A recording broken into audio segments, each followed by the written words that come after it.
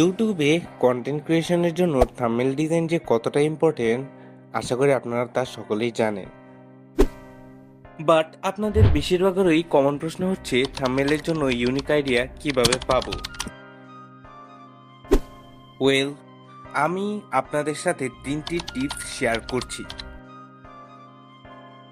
এক, আপনি যে বিষয়ে থাম্বনেল বানাবেন তা ইউটিউবে সার্চ করে দেখা। আপনারা যদি ভয়েস অফ ঢাকার মতো থাম্বনেল ডিজাইন সার্চ দেন তাহলে আপনারা এরকম ডিজাইন দেখতে পারবেন। নাম্বার 2, গুগলে সার্চ করা। এবং নম্বর 3, বিহেন্স নামক ওয়েবসাইট বা অ্যাপে সার্চ করা। আপনারা যদি বিহেন্সের থাম্বনেল লিখে সার্চ করেন তাহলে আপনারা এরকম ডিজাইন দেখতে পারবেন। ওয়েল, ভিডিওর শেষে আমি আপনাদেরকে এমন কিছু কথা বলছি যেটা আপনাকে হয়তো কেউ অ্যাডভাইস দিবে না। সো ইউনিক আইডিয়া আনার জন্য শুধু এরকমভাবে আইডিয়া বার করলেই হবে না, আপনাদেরকে বেশি বেশি যেটা করতে হবে এই ধরনের থাম্বনেল ডিজাইনগুলো দেখে থাম্বনেলের যে খুঁটিনাটি বিষয় বা এটাকে অ্যানালাইসিস করতে হবে যে এই থাম্বনেলগুলো কিভাবে বানিয়েছে বা এখানে কি কি এলিমেন্টস অ্যাড করছে।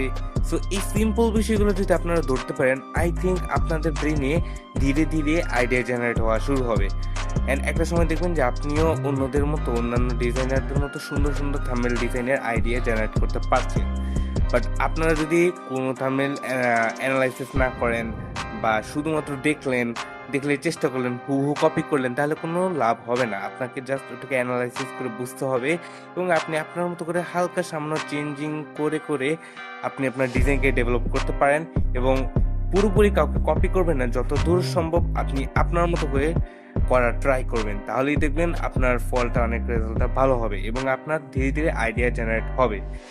একটা কথা মনে রাখবেন, practice and practice makes a man perfect. তো অবশ্যই যত বেশি আপনারা প্র্যাকটিস করবেন তত বেশি ভালো রেজাল্ট পাবেন।